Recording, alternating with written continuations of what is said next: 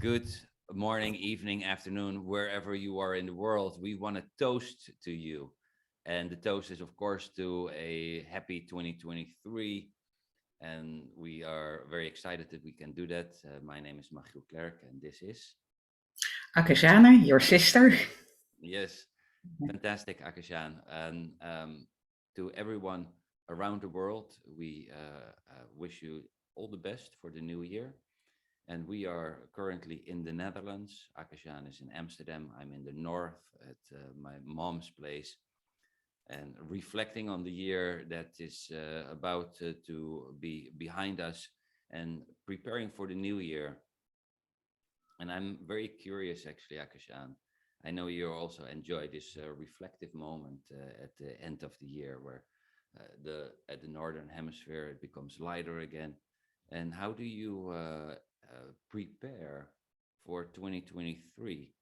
How does such a thing happen? Because I'm very curious about how do you create a future that is most enjoyable, meaningful, purposeful for yourself and others?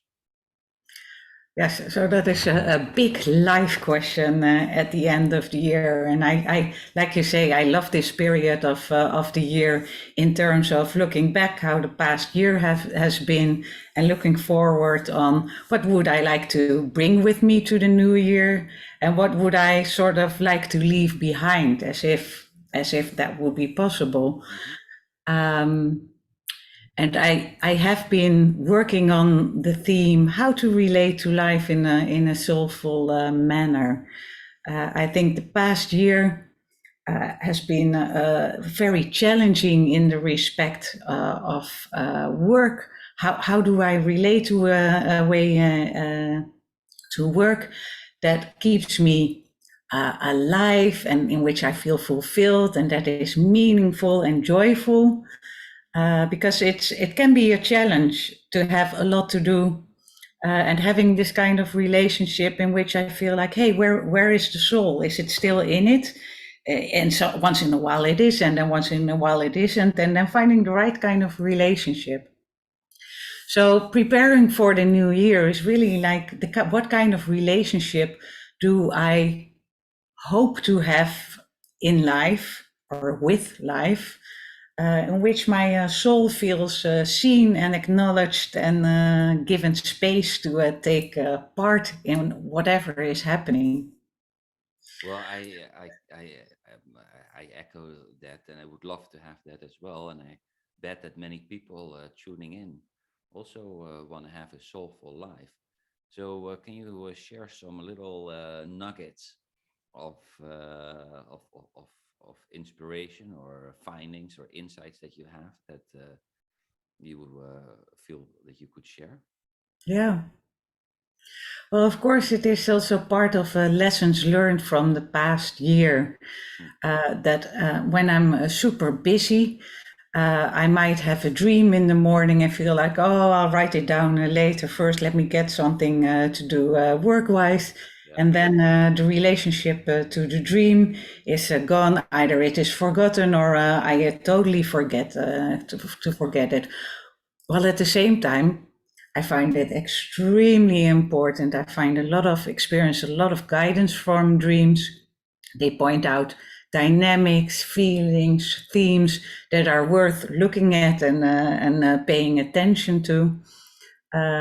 So having experienced a little bit of a loss of connection, I put it really as a new practice with a good kind of discipline. So not a mechanical kind of discipline, but really the kind of discipline in the morning that sitting down, journaling, writing down my dream is really the way to start the day. Yes, Uh, I recently just started just blocking out 30 minutes in the morning to work on dreams. Otherwise, sometimes even if my life, our company, Young Platform, is born out of a dream. I wrote a book on dreams. I work on dreams as a therapist, and still it sometimes gets squeezed to the side. So now I I block 30 minutes, and then I also feel like, oh, these are for the dream, so I don't have to go into my emails yet or answer that important business issue that that needs to be answered today. Yeah, exactly. That is really helpful. And also, I think it's so easy, or what I've done in the past year, that I sort of ask myself, oh, do I have the time to do it, or can I do this? And then often the answer is yes, I could. But then a different question would be, would it be good for me? Would my soul benefit from it? And then it might be, yes, I can do it. I have the time for this specific activity. But would it be good for me? No, maybe not, because I'm really not respecting my boundaries if I take on this task, or I am doing something that is draining me and Now my soul is not you're involved. referring especially to not writing down the dreams. Oh, sorry. No, so this is the kind of guiding questions that I would like to ask myself. So not so much, can I do this specific activity, but more like, is it good for me? Is it healthy? Does my soul benefit from this specific activity? So that's next to writing down the dreams. Ah, yes, yes. So the Yeah, dreams would be yes, but then in work you would start the day, and then you would ask yourself the question, would my soul benefit from this? yeah, yeah. And I think there are obviously some tasks that my soul is not super excited about, or the ego is not excited about, but still need to be done. But is there an enough good enough proportion of the day attributed to something that fills the soul? Do I give myself enough soul food? Right. Yeah. And that is again, that is a question that sometimes feels as a luxury on top of all everything that you do. Well, it should really be the essence of the day, and then there's of course healthy discipline and a to-do list that needs to be done. Yeah, and then you can see also what where does the journey of the soul take you? If you're gonna make programs that you love, then that's a different thing than hey, I need to roll out X number of programs, and I'll just do whatever it takes to at least have something. Yeah, because I think this is really what of course is we love making programs for Young Platform, and I think that's also what draws most people to Pacifica, because it is a psychology that includes the soul, and then paying attention to it, even though we know it is important, is not the easiest. Somehow that really requires continuous work Yeah, and discipline. and discipline. Yeah. Yeah. Yeah. So let me ask you the question. How do you prepare for the new year? Well, I always like to think about it because I love to fantasize, and I love to fantasize about the future. And how do you fantasize a future that is enjoyable, meaningful, and that has elements as health in it, and vibrancy, and energy, and connection, and purpose, and relationships? And before you know, you have so many activities that it will never fit into a day, week, or year. So the soul of the fantasy life is way more abundant than you really have. And also, how do you make sure that you tend to the soul? So the soul has this serpentine path that you don't truly know. You can make out a spreadsheet with numbers, and then you get a linear path or a path with a curve in it. But the soul life might take you somewhere else. So I think if we take it, for example, to the Jung platform, is be clear on the vision. So the vision is we are going to build a company where we provide depth psychological perspectives to the larger community, and we're going to build a company that is sustainable for the long term. So we're going to make sure we're financially stable. We can absorb a shock if necessary.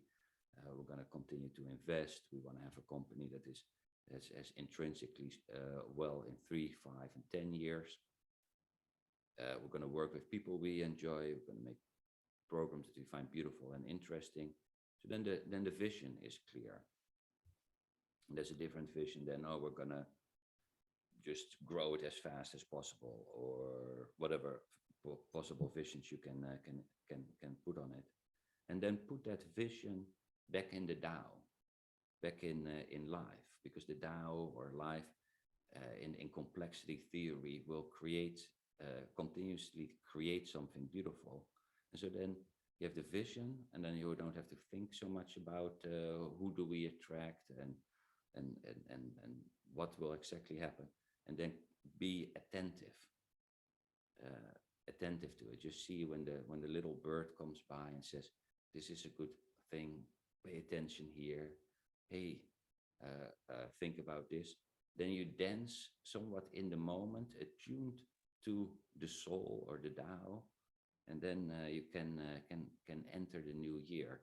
And you also I think, don't have to stress so much, because it becomes a cooperation between ourselves and the larger soul to create something beautiful. And especially the Dutch spirit, the Dutch Protestant spirit, so much in our culture, is that you have to work really hard all the time, and it's up to you. It's actually up to you and the soul. And how do you create this relationship between the two, in which on a certain moment you let also life organize it, instead of that you put your own will onto life. So that's Yeah. a little bit some thinking and fantasizing about that for 2023. Yeah, yeah, and I know you love imagining your way into the future, and that's been really part of who you are all your life, I would say. But what I also am triggered by is the thing what you're saying.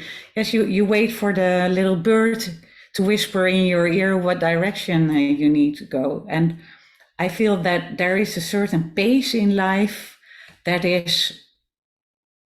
makes it easier to hear the bird. If we're going at a super fast pace, it's really easy to ignore. Well, there's a certain approach and also again attitude to life in which you can hear the bird, or in which you notice the dream that is pointing out something really relevant even before it becomes super clear. Yeah. So yeah, maybe you can say something about the pace.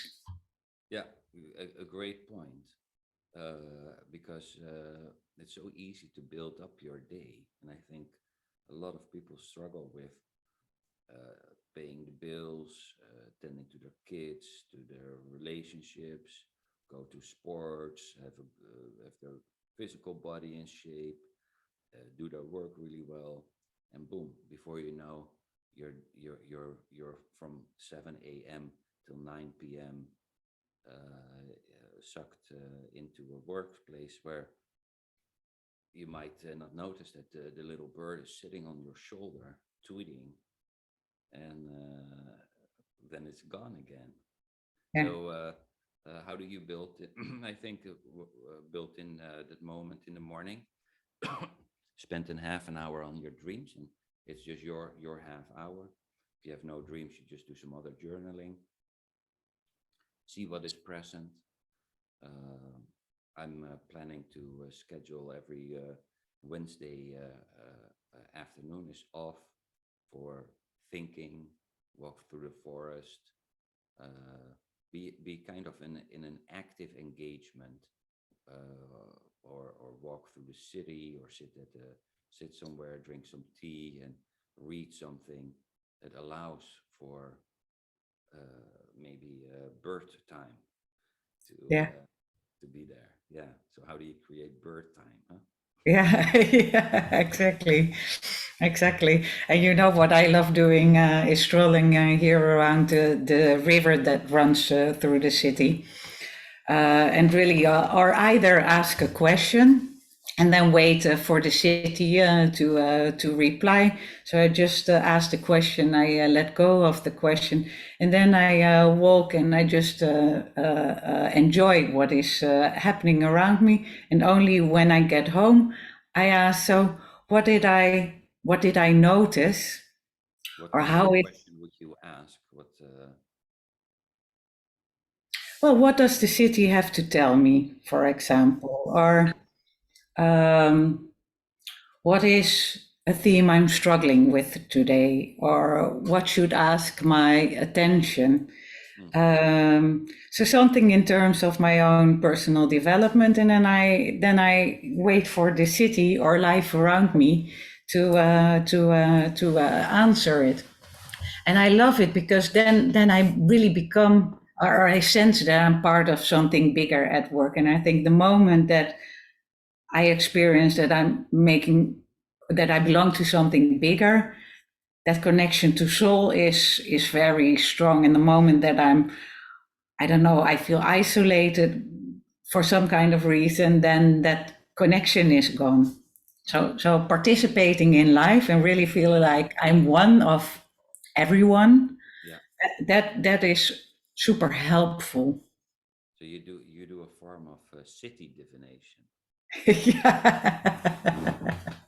Yeah, because that's where I live. Yeah, Yeah. yeah, Some people go to tarot. Some people go to yeah, I Ching. You do city divination. yeah, yeah. I think it combines a lot, the health element and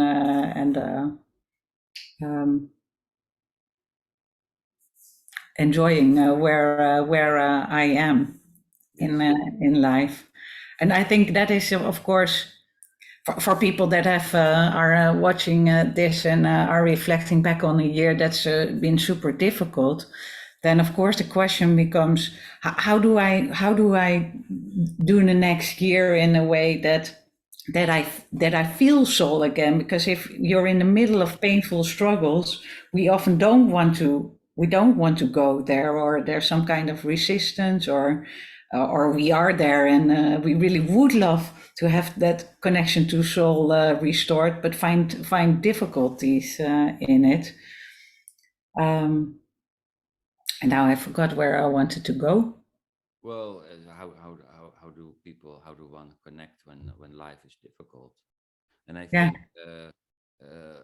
this basic assumption that there is that life wants to realize itself, and there's something innately, like Rumi says, uh, what you're searching for is searching also for you. yeah, And so there is something innately in life that is interested in helping, in educating, in supporting. And how do you engage with that force that is at one hand already supporting, but it's also actively on standby, and we can trigger the innate wisdom and intelligence and creativity to help and flow through us. And I think city divination is one. Listening to the dreams of the life of the dream life.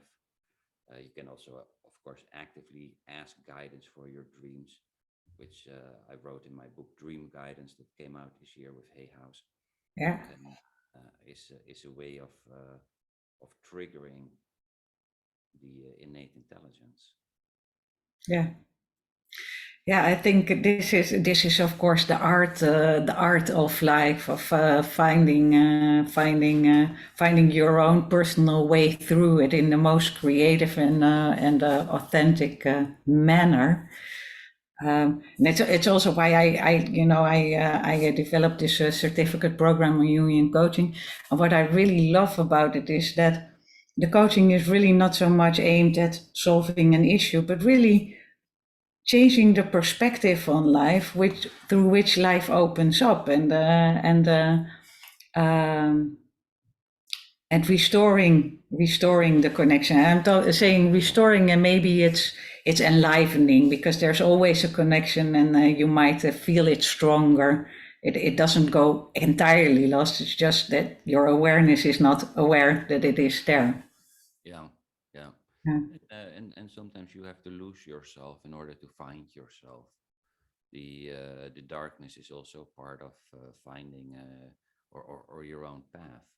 And we always want to, or I at least prefer to stay on my own path and not get lost.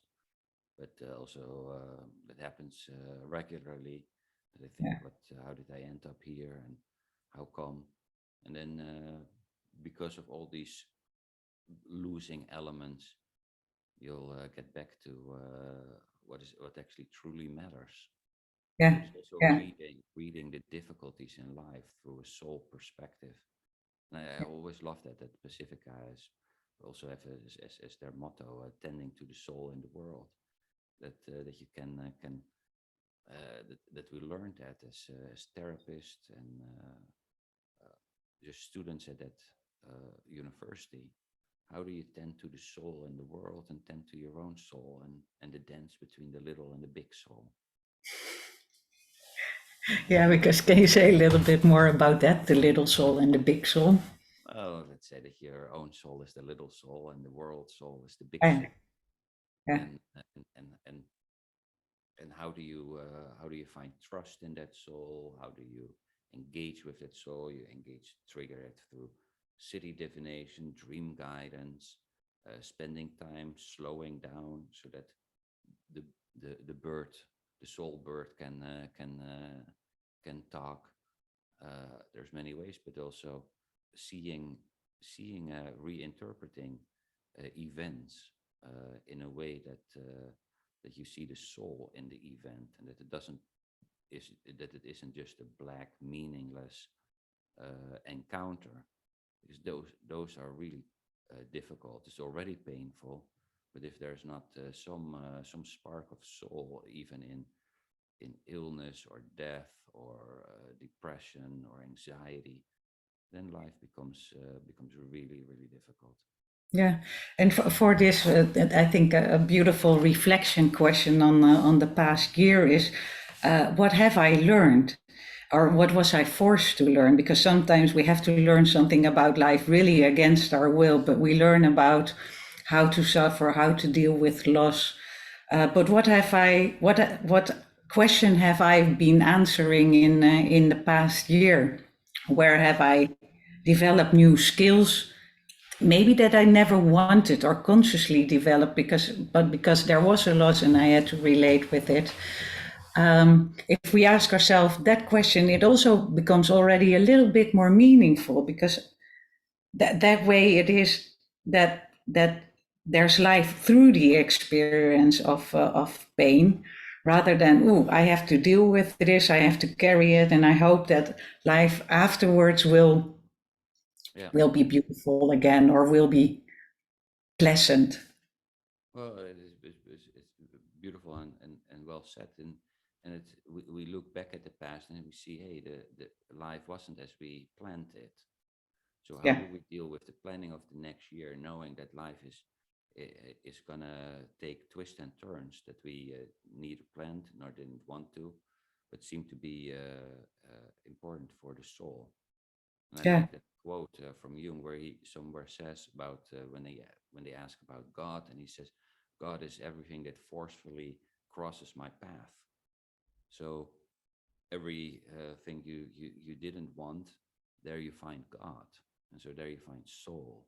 And how do you engage with that what you didn't want, knowing actually, oh, this is, I'm encountering my soul. Well, that changes the whole engagement with loneliness or illness or any obstacle, heartbreak. If that is your encounter, if that is also the encounter with God. yeah, yeah.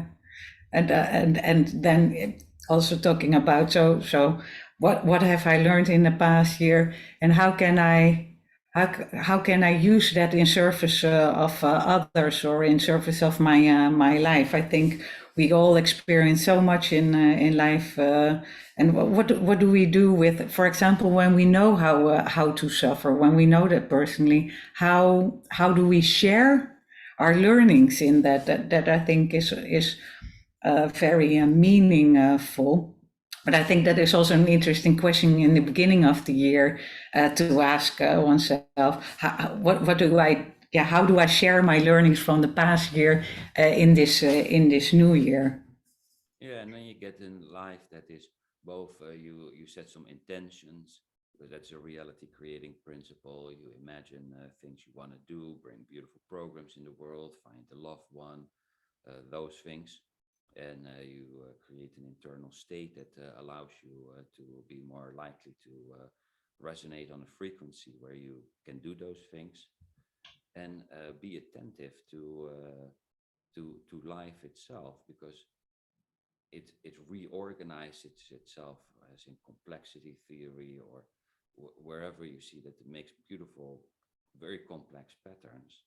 And how do you allow for these complex patterns that you dance also with the patterns in combination with your own soul wishes.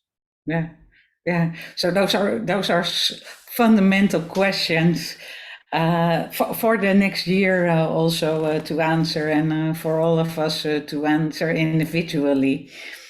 Um, and of course, I hope that everyone around the world is about to have a year of life in front of them with this strong connection to soul. Yes, we want to wish all the Pacifica alumni and everyone else tuning in and watching a marvelous, magical, and especially soul infused 2023, that they can dance into the new year with lots of love, and also the energy and ability to dance with the darker side of life, so that it gives sense and meaning and purpose and growth of consciousness, but also a certain appreciation for the whole spectrum of life. And we love for all of you that, and we're grateful for being part of this toast that is all around the world. And thank you, Diane, for again all your hard work to create this, and to Pacifica. We wish Pacifica the best. It's such a beautiful school, beautiful location, great teachers, and especially a fantastic group of like-minded souls that you encounter there.